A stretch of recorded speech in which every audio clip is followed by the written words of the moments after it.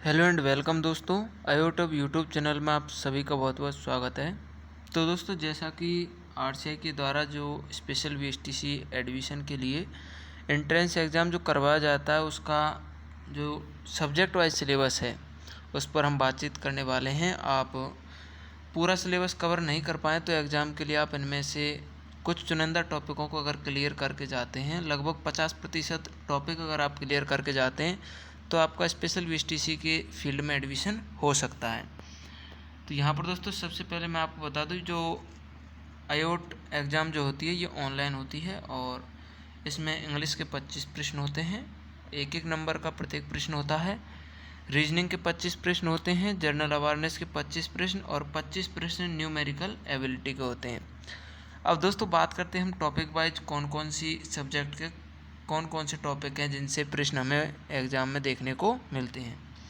यहाँ पर दोस्तों बात कर लेते हैं हम इंग्लिश की। तो इंग्लिश में आप देख सकते हैं मिस स्प्लेंट वर्ड हमको वहाँ पर देखने के लिए मिलते हैं। हालांकि मल्टीपल चॉइस वाले प्रश्न वहाँ पर आते हैं तो उनमें से आप उत्तर दे सकते हैं। अगर आप थोड़ी सी भी इन टॉपिकों को तैयार करके जाएं तो आप आराम से उत्तर वहाँ पर निकाल पाएंगे।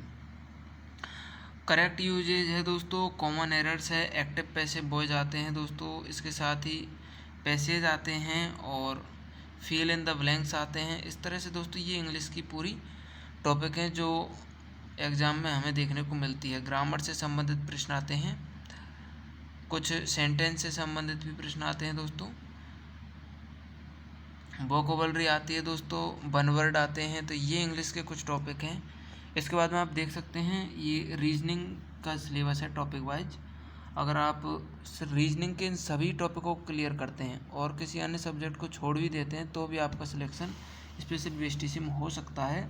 और हमने दोस्तों हमारे एक्सपीरियंस एक वीडियो में बताया है कि किस तरह से हमने जब ये ऑनलाइन एग्ज़ाम दिया था तो कितने नंबर आए थे और किस तरह से आगे एडमिशन मिलता है, क्या आगे परेशानियाँ होती हैं, जॉब के कितने चांस होते हैं। तो आप वो वीडियो भी ज़रूर देख लें, डिस्क्रिप्शन में लिंक मिल जाएगी। ये दोस्तों रीजनिंग के सिलेबस है जिसमें एनालॉजी आती है दोस्तों, सीरीज होती है दोस्तों, ट्रुथ स्टेटमेंट आते हैं, डायरेक्शन आती है दोस्तों, क्लासिफिकेशन आती है, अल्फ़ा नंबर आते हैं, पजल टेस्ट आता है, ब्लड रिलेशन आते हैं, कोडिंग डिकोडिंग आती है, बेन आरेख आता है दोस्तों। उसी तरह से यहाँ पर कई और भी इसके टॉपिक हैं जहाँ से प्रश्न एग्जाम में देखने को मिलते हैं।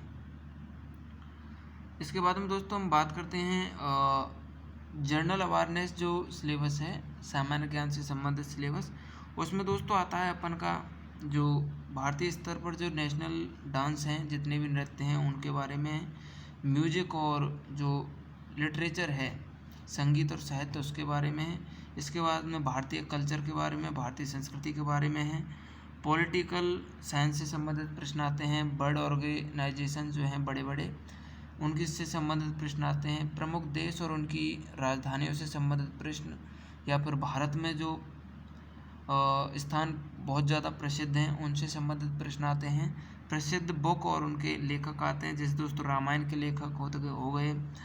इस तरह से प्रमुख बुक और उनके लेखक आते हैं। इम्पोर्टेंट डेट्स आते हैं, जैसे दोस्तों स्वतंत्रता दिवस की डेट्स, कुछ बेसिक जो दिवस आते हैं जैसे जैव विविधता दिवस, जल दिवस, पृथ्वी दिवस, इस तरह से दिवस आते हैं। साथ ही दोस्तों ज्योग्राफी ऑफ इंडिया के थोड़ा सा बेसिक ज्ञान होना चाहिए, कौन कौन से पड़ोसी देश हैं, कहाँ पर कैसी सीमा लग रही हैं, इस तरह से ज्योग्राफी से संबंधित प्रश्न आते हैं। इसके साथ दोस्तों नेशनल और इंटरनेशनल करंट अफेयर के भी कुछ प्रश्न आ जाते हैं, तो वो भी आपको देखने चाहिए। इसके बाद में दोस्तों न्यूमेरिकल एबिलिटी में टाइम एंड वर्क से संबंधित प्रश्न आते हैं। अनुपात से प्रश्न आते हैं दोस्तों। सिंपल इंटरेस्ट जो है, साधारण ब्याज, उससे प्रश्न आते हैं। समय और दूरी से प्रश्न आते हैं। एरिया से प्रश्न आते हैं दोस्तों। नंबर एंड एज, इससे भी प्रश्न आते हैं। और मेंसुरेशन, इन सब से दोस्तों आपको एग्जाम में प्रश्न देखने को मिलते हैं। इसके साथ ही दोस्तों न्यूमेरिकल में आप देखेंगे तो एचसीएफ एलसीएम से संबंधित प्रश्न आते हैं। तो दोस्तों कहने का अर्थ ये है, इन सभी टॉपिकों में से अगर आप 50% टॉपिक भी क्लियर करके जाते हैं तो आराम से आप अच्छा परफॉर्मेंस एग्जाम में कर पाएंगे। यहाँ पर दोस्तों देखने लायक बात यह रहती है कि जिसको न्यूमेरिकल और रीजनिंग, ये दो टॉपिक, अर्थात दोस्तों जिसकी मैथ अच्छी है वो इस एग्ज़ाम में अच्छा स्कोर कर सकता है। तो ये था दोस्तों एग्ज़ाम का पूरा टॉपिक वाइज सिलेबस। आप इसके अकॉर्डिंग तैयारी कर सकते हैं। और ऑल इंडिया एप्टीट्यूड टेस्ट जो है पूरे भारत भर में इसका आयोजन किया जाता है। और उसके बाद में स्पेशल VSTC जिसे दोस्तों D.Ed कहा जाता है, उसमें एडमिशन इस एग्ज़ाम के अंकों के आधार पर दिए जाते हैं। तो दोस्तों ये ही थी पूरे सिलेबस की विस्तृत जानकारी। चैनल पर नए तो दोस्तों चैनल को सब्सक्राइब जरूर कर लेना और अपने दोस्तों के साथ में वीडियो को ज़रूर शेयर करें।